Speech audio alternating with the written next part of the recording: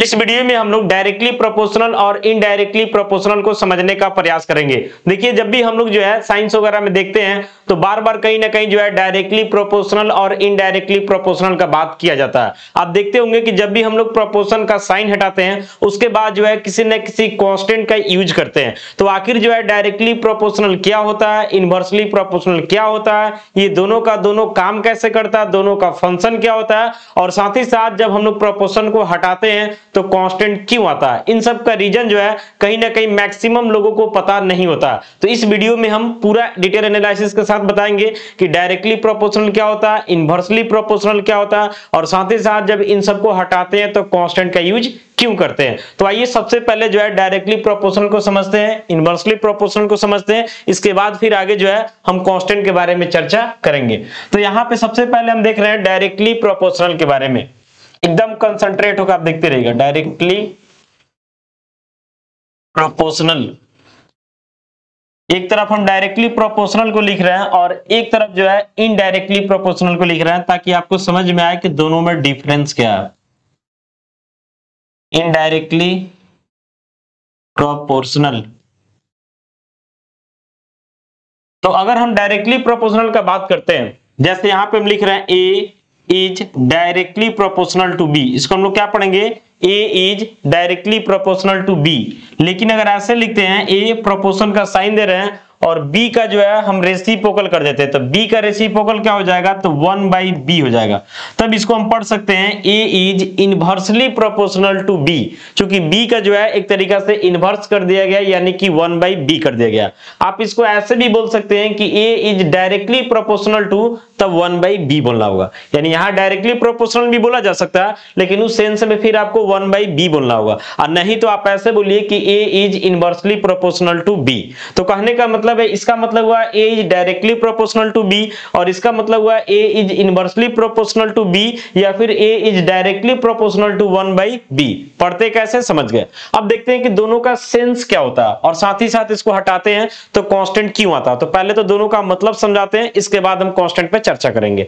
तो यहां पे आप ध्यान से देखिएगा कि A is directly proportional to B का मतलब हुआ कि सीधा सा समझ लीजिए कि ए का वैल्यू अगर इंक्रीज करेगा, ए बढ़ेगा, तो साथ ही साथ बी भी बढ़ेगा। ए अगर घटेगा तो बी भी घटेगा। इनवर्सली प्रोपोर्शनल का मतलब होता है कि ए जिस डायरेक्शन में चलेगा, बी जो है जस्ट उसके अपोजिट रहेगा। यानी कहने का मतलब है कि ए का वैल्यू बढ़ेगा तो बी का वैल्यू घटेगा, और यहाँ पे अगर ए का वैल्यू घटता है तो फिर बी का वैल्यू क्या होगा, बढ़ेगा। यानी दोनों जो है एक दूसरे का रेसिप्रोकल तरीका से काम करेगा। अब होता क्या है कि जब भी हम लोग डायरेक्टली प्रोपोर्शनल के बारे में बात करते हैं तो एक तरफ जो है आपको समझाने के लिए हम ए को लिख रहे हैं और एक तरफ जो है बी को लिख रहे हैं। फिर इनवर्सली को समझाने के लिए एक तरफ हम ए को लिख रहे हैं और एक तरफ बी को लिख रहे हैं। एकदम ध्यान से समझना है, तो कोई हड़बड़ी नहीं है। तो यहाँ पे डायरेक्टली प्रोपोर्शनल का मतलब हुआ कि ए का पहले से कोई वैल्यू दिया होगा, हमको नहीं पता है, बी का वैल्यू पहले से कुछ दिया होगा, हमको नहीं पता। हो सकता है कि ए और बी में ए छोटा हो, बी बड़ा हो, या फिर ए बड़ा हो, बी छोटा हो। कभी कभी हो सकता है कि दोनों बराबर भी हो सकता है। तो कहने का मतलब है कि ए और बी क्या, हमको कोई जानकारी नहीं है। लेकिन डायरेक्टली प्रोपोर्शनल का मतलब क्या होता है कि ए का जो भी वैल्यू है, अगर इसको 2 टाइम्स कर दिया जाए, यानी ए को हम 2 गुना कर देते हैं, तो एट ए टाइम हमारा बी भी कितना हो जाएगा, 2 टाइम्स हो जाएगा। ए को मान लेते हैं कि हम 3 टाइम्स कर देते हैं, तो एट ए टाइम हमारा बी भी जो है 3 टाइम्स हो जाएगा। ए को मान लेते हैं हम 4 टाइम्स कर देते हैं, तो एट ए टाइम हमारा बी भी क्या हो जाएगा, 4 टाइम्स हो जाएगा। ए को मान लेते हैं हम हाफ कर देते हैं, ए को जो है हम क्या कर देते हैं, हाफ। हाफ करने का मतलब होता है कि 1/2 टाइम्स, तो एट ए टाइम बी भी कितना हो जाएगा, 1/2 टाइम्स हो जाएगा। ए को मान लेते हैं 1/3 टाइम्स कर देते हैं, तो हमारा बी भी 1/3 टाइम्स हो जाएगा। यानी कहने का मतलब है कि जैसा चेंजेज आप ए के साथ करते हैं, सेम वही चेंजेज जो है बी के साथ होगा। अब आप सोचिएगा कि अगर ए को हम 10 बढ़ा देते हैं तो बी भी 10 बढ़ जाएगा, ऐसा नहीं होता। ऐसा काम इक्वेशन के सेंस में होता है। जैसे मान लेते हैं कि यहाँ पे कोई इक्वेशन दिया हुआ कि x = y, तो यहाँ पे हम चाहे कि दोनों तरफ जो है किसी सेम नंबर को जोड़ देना तो जोड़ सकते हैं, दोनों तरफ हम चाहे किसी सेम नंबर को सब्ट्रैक्ट करना तो कर सकते हैं, दोनों तरफ हम चाहे कि सेम नॉन जीरो नंबर से डिवाइड करना तो कर सकते हैं, दोनों तरफ सेम नंबर से मल्टीप्लाई करना तो कर सकते हैं, क्योंकि इक्वेशन है।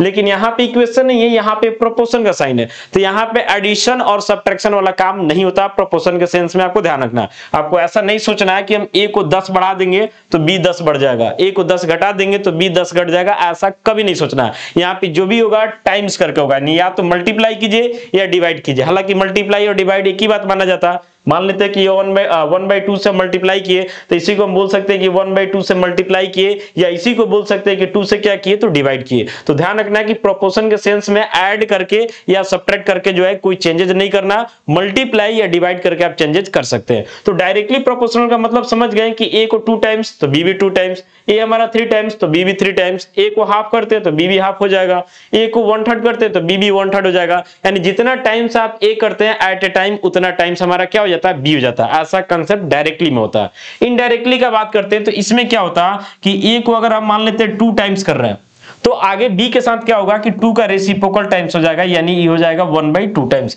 कहने का मतलब है कि इसको 2 गुना कर रहे हैं एट ए टाइम ही क्या हो जाएगा, आधा हो जाएगा। अगर मान लेते हैं इसको हम 3 टाइम्स करते हैं तो 3 का रेसिप्रोकल 1/3 यानी 1/3 टाइम्स ही हो जाएगा। अगर इसको मान लेते हैं 1/2 टाइम्स यानी कि हाफ कर रहे हैं तो 1/2 का रेसिप्रोकल यानी 2 टाइम्स हो जाएगा। इसको अगर हम 1/3 टाइम्स करते हैं तो इसका रेसिप्रोकल यानी 3 टाइम्स हो जाएगा। यानी कहने का मतलब है कि इधर जितना टाइम्स करते हैं उसका रेसिप्रोकल टाइम्स ई हो जाएगा। क्योंकि इनवर्सली का मतलब ही होता है कि एक बढ़ेगा दूसरा घटेगा, या पहला घटेगा दूसरा क्या होगा, बढ़ेगा। इनवर्सली नाम से क्लियर है कि ऑपोजिट यहाँ पे चलेगा। यहाँ पे भी जो है ऐड और सब्ट्रैक्ट करके कोई चेंजेस नहीं करना है। ऐसा नहीं सोचना है कि ए को हम 20 बढ़ा देंगे तो बी भी 20 बढ़ जाएगा या घट जाएगा, ऐसा कंसेप्ट यहाँ काम ही नहीं करेगा। क्योंकि वैसा कंसेप्ट हम लोग कहीं ना कहीं इक्वेशन के साथ यूज करते हैं। तो डायरेक्टली प्रोपोर्शनल क्या होता है हम लोग जान गए, इनवर्सली प्रोपोर्शनल क्या होता है ये भी जान गए। अब जो है देखिएगा कि जब भी हम लोग फिजिक्स वगैरह में, साइंस में बहुत जगह ऐसे यूज करते हैं, मैथ में भी यूज करते हैं कि जब भी हम लोग प्रोपोर्शन को हटाते हैं तो कहीं ना कहीं जो है कांस्टेंट का यूज करते हैं। देखिए दोनों प्रोपोर्शन ही है, यहां भी प्रोपोर्शन है वहां भी प्रोपोर्शन है। फर्क यही है कि यहाँ ए जो है बी के डायरेक्टली प्रोपोर्शनल है और यहाँ ए जो है बी के इनवर्सली प्रोपोर्शनल है। इसी को भी हम डायरेक्टली प्रोपोर्शनल बोल सकते हैं, यानी इसको बोल सकते हैं कि ए डायरेक्टली प्रोपोर्शनल टू क्या बोलना होगा, 1/b बोलना होगा। तो एक तरीका से दोनों प्रोपोर्शन हुआ, यहां से भी हटेगा तो कांस्टेंट आएगा और यहां से भी हटेगा तो कांस्टेंट आएगा। तो आखिर कांस्टेंट क्यों आता है, और जब हम लोग कांस्टेंट को भी चाहते हैं हटाना तो कांस्टेंट को हटा करके फिर से जो है प्रोपोर्शन में चेंज किया जा सकता है। तो आखिर कांस्टेंट क्यों आता है इसको हम समझाने का प्रयास करते हैं, ध्यान से आप देखते रहिए वीडियो को। तो आइए सबसे पहले हम लोग समझते हैं, जैसे सबसे पहले हम सपोज कर लेंगे कि ए डायरेक्टली प्रोपोर्शनल बी। आप देखिए वीडियो काफी ज्यादा इंफॉर्मेटिव होगा और थोड़ा लेंदी हो सकता है, ताकि हर चीज को समझाने का प्रयास कर रहे हैं तो हो सकता है कि वीडियो थोड़ा लेंदी हो, लेकिन आप लास्ट तक जरूर देखिएगा।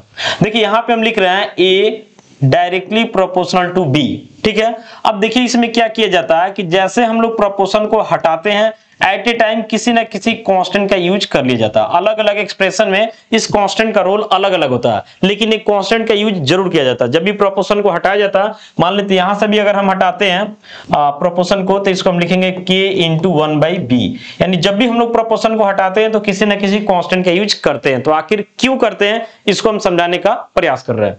देखिए सबसे पहले जो लिखा हुआ है कि a directly proportional to b, यहां पे अगर आपसे पूछा जाए कि a और b में बड़ा कौन है छोटा कौन है, तो बताना जो है हमारे लिए एक तरीका से पॉसिबल नहीं है, क्योंकि अभी यहाँ पे ए और बी का कोई वैल्यू क्लियर नहीं हो रहा। कहने का मतलब है कि ए छोटा बी बड़ा हो सकता है, या ए बड़ा बी छोटा हो सकता है, कभी कभी दोनों सेम भी हो सकता है। तो यहाँ पे कुछ भी क्लियर नहीं हो रहा। अब हम लोग क्या करते हैं कि मान लेते हैं कि प्रोपोर्शन में है तो हमारा ज्यादा कैलकुलेशन नहीं हो पाएगा, ज्यादा फॉर्मूला नहीं निकलेगा, तो हम लोग जो है प्रोपोर्शन को हटा के के लगाते हैं। अब के क्यों लगाते हैं समझिए। जैसे मान लेते हैं थोड़ा देर के लिए कि ए का वैल्यू जो है 8 है, एकदम समझिएगा ध्यान से, ए का वैल्यू 8 है और बी का वैल्यू मान लेते हैं 4 है। ए का वैल्यू 8 है और बी का वैल्यू क्या है 4 है। अब यहां से अगर मान लेते हैं कि हम प्रोपोर्शन हटाते हैं और डायरेक्ट जो है इक्वल का साइन लगा करके बी लिख देते हैं, उस सिचुएशन में हमको तो पहले से नहीं पता है कि ए और बी में बड़ा छोटा कौन है या बराबर है, कुछ नहीं पता। अब मान लेते हैं कि ए का वैल्यू 8 है और बी का वैल्यू 4 है। उस सिचुएशन में अगर आप ए की जगह 8 डालते हैं और बी की जगह 4 डालते हैं तो क्या दोनों बराबर होगा? नहीं होगा। यानी ऐसा लिखना जो है हमारा कहीं ना कहीं गलत हो जाएगा। लेकिन जब हम कांस्टेंट लगा देते हैं तो क्या फायदा होता है अब समझिए। जैसे हम ए की जगह क्या डाल दिए तो 8 डाल दिए, यहाँ के तो हम लगाए हुए हैं, और बी की जगह हम क्या डाल दिए तो 4 डाल दिए। अब ये के जो आपका दिख रहा है इस के का काम क्या होगा, तो जब आप इसको सॉल्व करेंगे तो यहां से के का वैल्यू कितना निकल जाएगा तो 2 निकल जाएगा। यानी इस सिचुएशन को हैंडल करने के लिए के जो है अपना वैल्यू दिखा देगा कि हमारा वैल्यू 2 है। अब देख रहे हैं कि इधर भी 8 हो जाएगा, इधर भी 8 हो जाएगा। यानी अब लिखना जो है मैथमेटिकली हमारे लिए गलत नहीं है। और भी एग्जांपल देते हैं, समझिए। अभी जैसे मान लेते हैं कि ए का वैल्यू जो है 16 है और बी का वैल्यू जो है मान लेते हैं 5 है। ए का वैल्यू कुछ भी हो सकता है, क्योंकि पता तो है नहीं, कुछ भी पॉसिबिलिटी आ सकता है। ए का वैल्यू 16, k हम लिखे तो k को रखेंगे और b का वैल्यू हमारा क्या है 5 है। अब यहां से k का वैल्यू अगर आप निकालते हैं तो k का वैल्यू जो है यहां से कितना हो जाएगा, तो 16/5 हो जाएगा, 16/5। अब यहां 16/5 जब आप पुट कीजिएगा तो इधर भी 16 आ जाएगा, इधर भी 16 आ जाएगा, यानी LHS RHS दोनों सेम हो जाएगा। तो कहने का मतलब है कि यहाँ k जो है अपना वैल्यू क्या दे दिया, तो 16/5 दे दिया और दोनों पार्ट को बराबर कर दिया। अब वही अगर हम k नहीं लगाते तो हमको लिखना पड़ता 16 = 5, 16 = 5, जो कहीं ना कहीं मैथमेटिकली क्या है, गलत है। कभी कभी हो सकता है कि मान लेते हैं कि a का वैल्यू जो है, अभी आप देखें कि a बड़ा लिए b छोटा, a बड़ा लिए b छोटा, हो सकता है कि a का वैल्यू छोटा हो जाए b ही बड़ा हो जाए, कुछ भी हो सकता है, पता नहीं है, कुछ भी हो सकता है। तो अगर मान लेते हैं कि a का वैल्यू 2 आ जाता है और b का वैल्यू हमारा कितना हो जाता है, 6 हो जाता है, b का वैल्यू जो हमारा कितना हो जाता है, 6 हो जाता है। अब इस सिचुएशन को भी k हैंडल करेगा, यहां से k निकालिएगा तो 2/6 यानी कितना आ जाएगा, तो 1/3 आ जाएगा। अब यहाँ k जो है अपना वैल्यू दे दिया 1/3, अब 1/3 डालिएगा तो इधर भी 2 आ जाएगा, इधर भी 2 आ जाएगा, दोनों बराबर हो जाएगा। अगर मान लेते हैं कि a और b दोनों बराबर है, जैसे मान लेते हैं कि a का वैल्यू जो है 10 है और b का वैल्यू भी 10 है, बराबर भी हो सकता है, कोई भी पॉसिबिलिटी हो सकता है। तो अगर मान लेते हैं कि a की जगह हम 10 डालते हैं, फिर k इंटू b की जगह क्या डालते हैं, 10 डालते हैं, तो यहाँ पे जब आप इसको सॉल्व करेंगे तो k का वैल्यू 1 आ जाएगा। अब देखिए अभी भी k की जगह 1 डालिएगा तो 10 = 10 आ जाएगा। तो कहने का मतलब है कि a डायरेक्टली प्रोपोर्शनल b लिखा हुआ, तो कभी a छोटा b बड़ा, या a जो है बड़ा b छोटा, या दोनों बराबर, कुछ भी हो सकता है। तो सभी सिचुएशन को हैंडल करने के लिए k काम करता है, यानी k जो है सिचुएशन के अनुसार अपने वैल्यू को जो है अलग अलग कंडीशन में अलग अलग वैल्यू देगा और उस सिचुएशन को हैंडल कर लेगा। अगर मान लेते हैं कि हम डायरेक्ट a प्रोपोर्शनल b है और इसको a = b लिख देते हैं, तो कहीं ना कहीं रिस्क में है, यहाँ पे जो है बहुत सारा वैल्यू होगा जिस सिचुएशन में a जो है b के इक्वल नहीं आएगा। लेकिन अगर हम k डाल देते हैं तो k क्या करता है, उस सिचुएशन को हैंडल कर लेता है। a और b का वैल्यू चाहे कुछ भी हो, a और b का वैल्यू कुछ भी हो, k जो है उसके अनुसार एडजस्ट करके जो है दोनों पार्ट को क्या कर देता है, बराबर कर देता है। लेकिन वहीं अगर हम k नहीं लगाते हैं और उस सिचुएशन में जो है सीधे a = b लिख देते हैं, तो कहीं ना कहीं जो है a और b का अलग अलग वैल्यू के अनुसार हमारा कंसेप्ट क्या हो जाएगा, तो गलत हो जाएगा। इसी कारण से हम लोग कांस्टेंट k का यूज करते हैं। हम लोग ऐसा भी करते हैं कि अगर कहीं लिखा हुआ a = k × b, k आपका कांस्टेंट है, तो हम चाहें तो इससे इसको भी लिख सकते हैं, यानी कांस्टेंट को हाइड करेंगे और वहां पे हम लोग क्या लगा सकते हैं, प्रोपोर्शन लगा सकते हैं। यानी कहीं लिखा हुआ a = k × b, k constant है तो इसको सीधे लिखा जा सकता है a प्रोपोर्शन b। तो कहने का मतलब है कांस्टेंट क्यों आता है हम लोग समझ गए। अब जो है इसमें देखिएगा कि अलग अलग सिचुएशन में अलग अलग कांस्टेंट आता है। जैसे ओम्स लॉ का बात करते हैं तो ओम्स लॉ में जो कांस्टेंट आता है r आता है, तो अलग अलग सिचुएशन में कांस्टेंट का अलग अलग सिंबल दे दिया जाता है, अलग अलग कंडीशन दे दिया जाता है। लेकिन कहीं भी हम लोग जब प्रोपोर्शन को हटाते हैं तो कांस्टेंट जरूर आता है, ताकि दोनों पार्ट को जो है क्या करे, बराबर करे। तो कांस्टेंट क्या होता है समझ गया।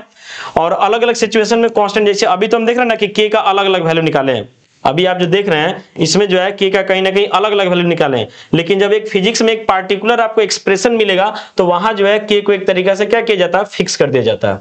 बस इसमें हम आपको बताएं कि कांस्टेंट क्यों आता है। तो कांस्टेंट आने के पीछे रीजन ये है कि दोनों पार्ट को क्या करे, बराबर करे। सिचुएशन चाहे जैसा भी हो, k उसको क्या कर लेगा, हैंडल कर लेगा। अगर मान लेते कहीं ऐसा लिखा हुआ कि a प्रोपोर्शन b, पहला इक्वेशन मान लेते हैं डायरेक्टली प्रोपोर्शनल है, a directly proportional to c मान लेते दूसरा इक्वेशन है, a directly proportional to d तीसरा इक्वेशन है। अगर हम इन तीनों को कंबाइन करके लिखना चाहते हैं तो सीधे लिखेंगे a प्रोपोर्शन, ये तीनों जो है प्रोडक्ट में आ जाएगा। देख रहे हैं ना, ये तीनों में सेम था इसलिए a ही रह जाएगा, ठीक है, ये मल्टीप्लाई नहीं कीजिएगा। लेकिन ये तीनों मल्टीप्लाई हो जाएगा यानी b c d हो जाएगा, यानी सीधे लिखेंगे a डायरेक्टली प्रोपोर्शनल टू क्या हो जाएगा, b c d हो जाएगा। तो इस तरीका से जो है कहीं ना कहीं प्रोपोर्शन काम करता है। तो इस वीडियो को देखने के बाद डायरेक्टली प्रोपोर्शनल क्या होता है, इनवर्सली प्रोपोर्शनल क्या होता है, साथ ही साथ प्रोपोर्शन हटाते हैं तो कांस्टेंट क्यों लगाते हैं, इन सबको जो है आप समझ गए होंगे। बाकी कमेंट करके अपना सजेशन दीजिएगा। मिलता है अगले वीडियो में। Thank you.